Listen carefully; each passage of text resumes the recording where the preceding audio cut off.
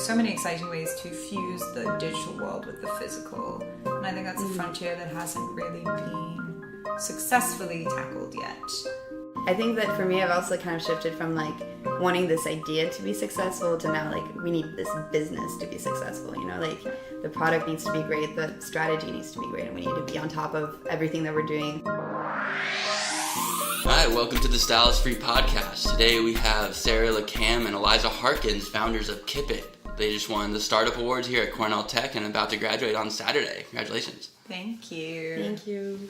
How you guys doing? Pretty good. I'm still sort of in disbelief that this has happened. Very pleased, obviously. It's kind of weird to make that transition from like a school project that we knew we wanted to be real, but it's very different to say like I want this to be real, and then all of a sudden like here we are, like well I don't have a job lined up, so like this is it, like this is the job. Yeah, I think it's so strange this week, even like starting to work on Kipit full time, like not having anyone to answer to, and like I just get to work whenever I want to and not work whenever I want to, which is really awesome and just exactly what I was kind of looking for. So what is Kipit? In terms of like our mission, if we had like our mission statement, it's to help you reduce your more mundane daily mental load by managing your stuff for you, so that you feel prepared at any given time in your day. Right now, what that is a device that goes in your bag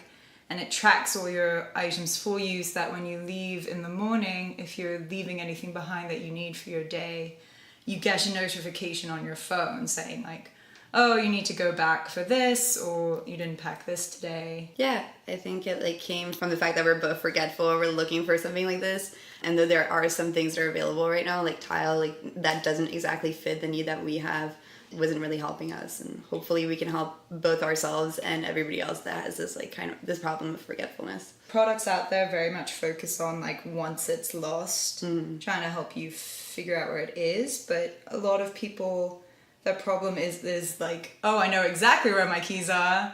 I left it on my kitchen table and then like left my house and now I'm locked out. So that's more the value proposition that we're sort of going after. Cool. So it's less about finding things once you lose them, but more about getting everything in line and in order. So when you leave, you're not having to go multiple trips. Like for me, growing up, it's like, oh, did I leave the garage door open, sort of thing? Yeah. I feel like a similar sort of feeling that leaves something behind.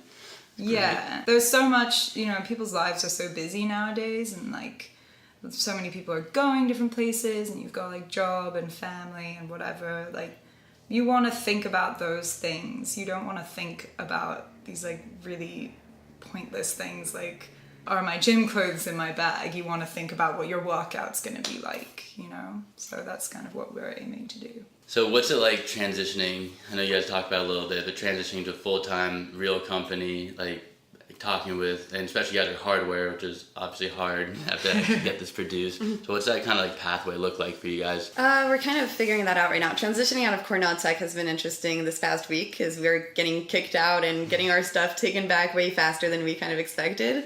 And now transitioning into making this real is going to be meeting with a lot of engineers. We're not necessarily hardware focused, so we want to get more people involved that have done product development and product manufacturing in the past, including like Fernando, who's one of the faculty members here.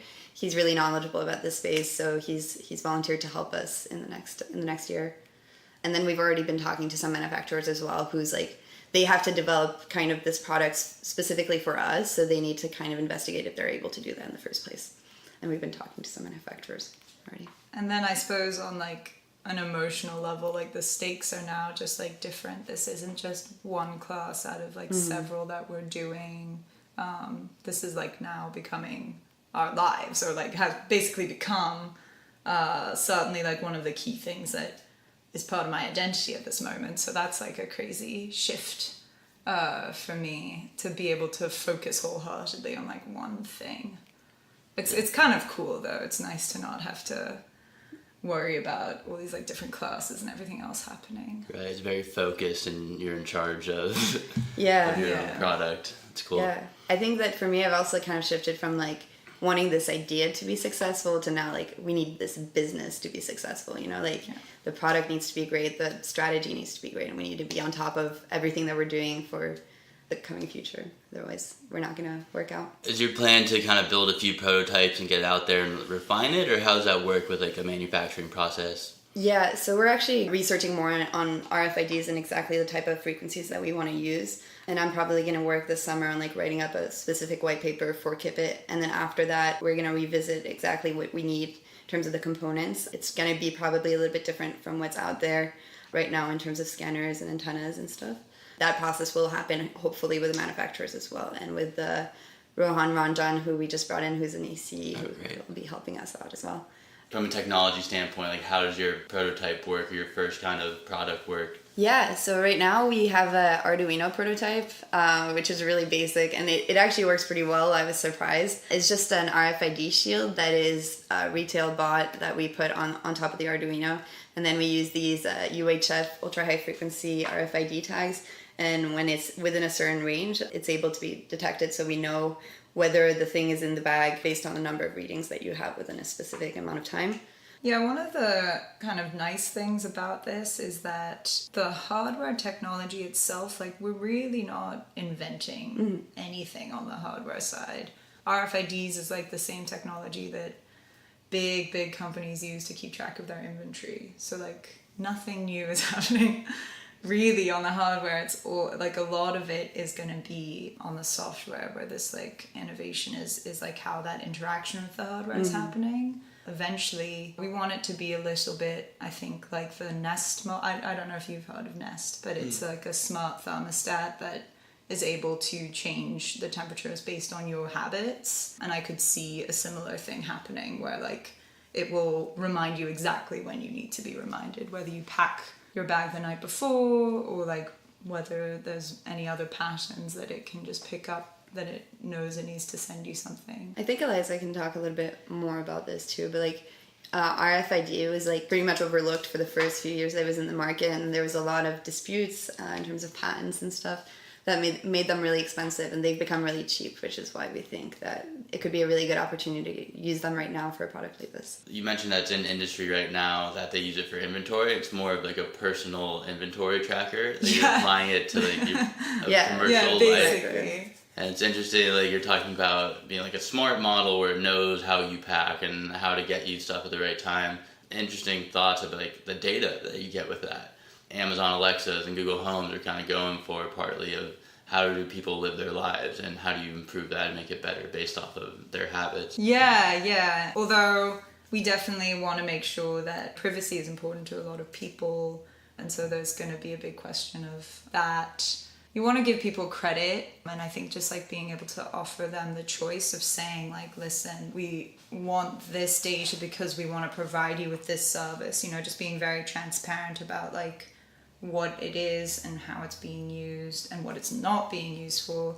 I don't think you need a like 100-page terms and agreement thing that you have to like click on separately and you get this giant thing, and the actual thing you want to know is like on one line on page 68. I think there's like a way to be much more upfront about that, and I don't think I think that will resonate with people, hopefully, of just like of being honest. And then if people don't want that use, then they don't have to use it. Definitely. Yeah, I think that's really big right now with GDRP. I'm getting emails every day. It's basically new terms of services. Hopefully it's good stuff, but it's more stuff like, all right, archive that email. Yeah. It's coming into effect, I think, on May 25th. So all these companies are rallying on their privacy policies and stuff. Yeah. Before they get caught. Yeah, it's interesting. So I guess it probably also plays into you guys too, even though it's a hardware, there's still software involved and data involved. Cool.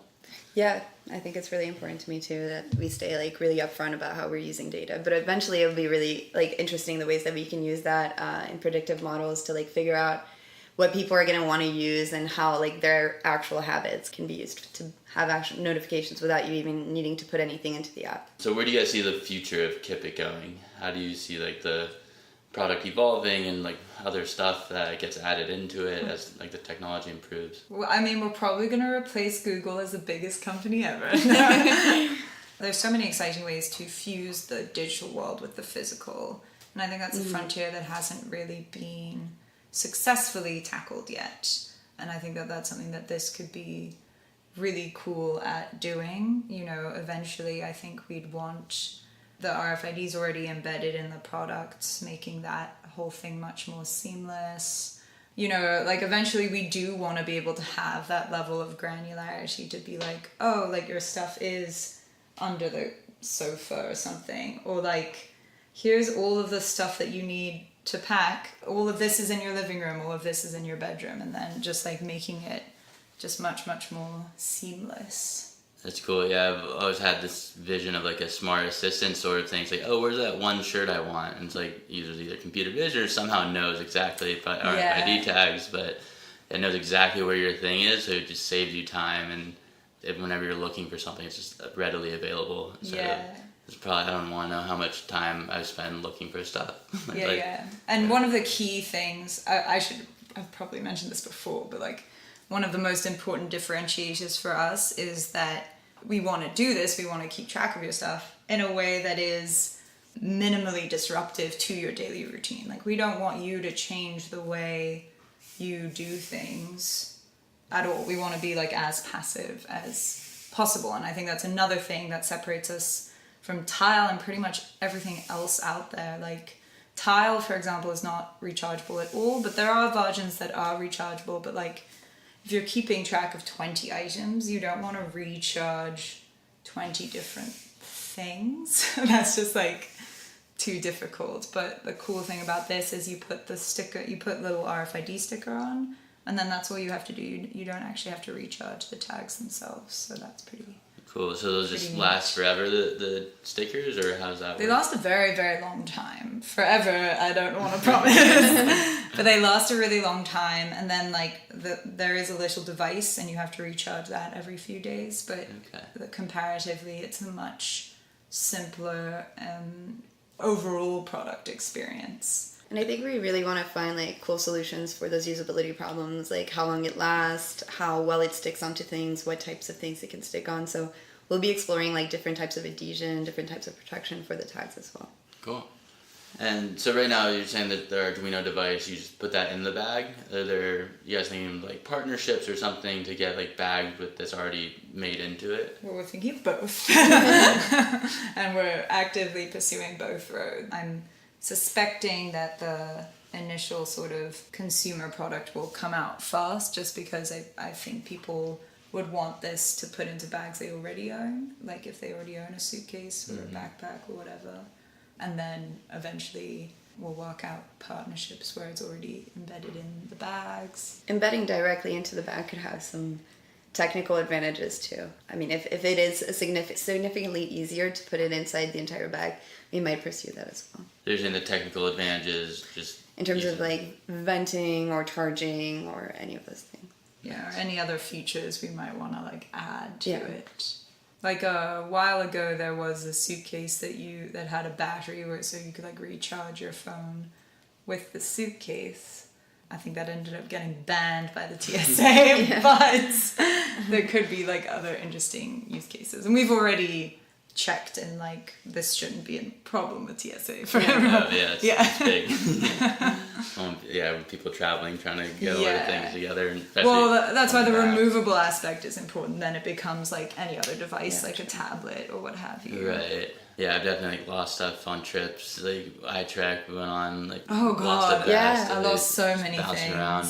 Even like packing and unpacking in hotel rooms, I feel like I always leave something behind, or I like walk around the hotel room 5 times to make sure I didn't leave something behind, and both of those things are a waste of time. Right, looking under the bed. Yeah, exactly. Yeah, always. I know people leave shoes all the time, or forgetting suits. But at weddings, there's always something that gets left behind. ID is huge, especially trying to go to the airport without your ID. Yeah.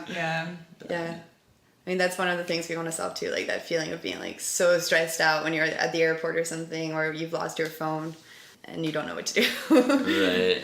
Or even just like having to look in your bag to see if you have the thing. Yeah. You're going on a big trip, you need your passport, you need... I'll check multiple times if I have my computer, just different stuff, or my shoes still attached to my backpack. Keys. Yeah, keys. It's crazy. Are there any other products out there that you see coming on the scene that are similar or doing other cool stuff in the space? There have been a couple. Are we supposed to like name name our competitors? I mean, there have been various ones. There was one that it was very similar. They've been having like a lot of troubles recently. So I like don't want to call them out directly, but they were doing something very similar for photographers, and so they were cool. And then there was another one, and they do just like very small Bluetooth chips, which is the same technology that Tile, for example, uses. But that would be another instance of having to peel off a chip and recharge it every time. But it could be really interesting, and they seem really excited about it. So that's the thing fun. about using like Bluetooth inside the chip too is it makes it like a lot more expensive in terms of the unit cost. So even them, it was like $35, $30 for one item, or one chip for one item, which we think is still pretty different from what we're trying to do. So I don't know if there's any like direct competitors that we're very scared of. Yeah, I mean, obviously with like all technology companies nowadays, you just have to be like worried that Google or Amazon is just going to decide to do this, and then like that's kind of it. It's kind of it's almost a pity. Like obviously you're very happy for these big tech companies, but it seems like more and more what starts to happen is either they'll just decide to do it themselves even though it's very far out of their core competency, and then like crush anyone else trying to do it, or these little guys just get big enough that they don't want to bother and they just acquire those companies. But either way, I think it can kind of stifle innovation, which is a real shame, because I think we're at a point where technology is really, really starting to take off. I think taking away those incentives can make it really challenging. Yeah, I feel like most ideas nowadays, it's always a worry. It's like, oh, why isn't Google doing this? Well, they're not right now. Like, yeah.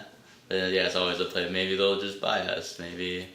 But it's such a shame. Like the number of times I heard like a good idea and then it was just refuted by Amazon can do this very easily, which is like they're not right now. You're right, but the second that they see your idea, there's kind of this fear that they'll just take it over immediately. You don't want to put like a few years into something, then Amazon's like, oh, we've been working on this and not announcing it. And they could be working on it for like a few months. They have so many more resources, so many more engineers than a startup would ever have.